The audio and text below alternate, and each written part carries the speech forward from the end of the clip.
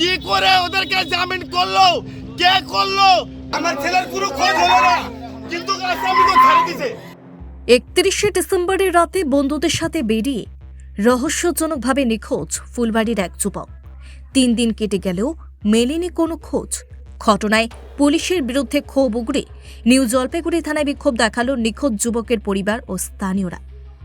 প্রসঙ্গত, গত মঙ্গলবার 31শে ডিসেম্বর রাত 7:30 নাগাদ ফুলবাড়ি 2 নম্বর গ্রাম পঞ্চায়েতের সিপাহীপাড়া জোরপাকুড়ির বাসিন্দা আকাশ দাস তার 2 বন্ধুর সাথে বাড়ি থেকে বের হয়। এরপর 1 জানুয়ারি ভোর 3টে নাগাদ আকাশের 2 বন্ধু বাড়ি ফিরে এসে আকাশের পরিবারকে জানায় আকাশকে খুঁজে পাওয়া যাচ্ছে না। তারপরই বুধবার সকাল 11টা নাগাদ নিউ জলপাইগুড়ি থানায় নিখোঁজ সংক্রান্ত অভিযোগ জানায় আকাশের পরিবার।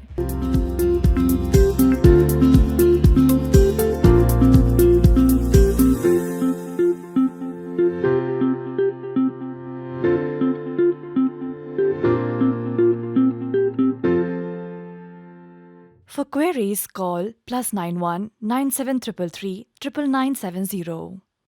তদন্তে নেমে ওই নিখোঁজ যুবকের 4 বন্ধুকে জিজ্ঞাসাবাদ শুরু করে পুলিশ এবং সেই সূত্র ধরেই বৃহস্পতিবার ফুলবাড়ি ক্যানেল রোডে জোড়াপানি নদীতে সকাল থেকে ডুবুরি নামিয়ে তল্লাশি চালানো হয়। তবে বিকেল গড়িয়ে গেল, খোঁজ মেলে না আকাশের। অন্যদিকে 72 ঘন্টা পার হয়ে যাওয়ার পরও এখনও কেন যথাযথ তদন্ত শুরু হয়নি, সেই অভিযোগ তুলে শুক্রবার নিউ জলপাইগুড়ি থানায় বিক্ষোভ দেখান আকাশের পরিবার ও স্থানীয়রা।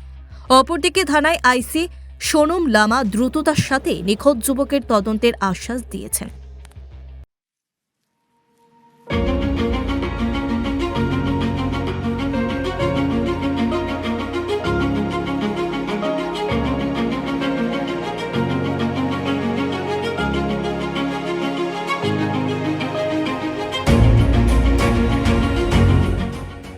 কালকে ওরা 2 জন আইছে, সবাইকে জামিন করে নিয়ে গেছে। কি আমার ছেলের কোনো খোঁজ নাই স্যার, কোনো খোঁজ নাই এখনো।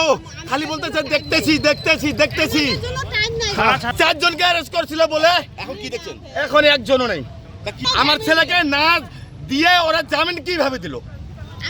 ওদেরকে না জানায়, আমার ছেলেটার খোঁজ না দিয়ে কি করে ওদেরকে জামিন করলো, কে করলো, পারমিশনটা কে দিল?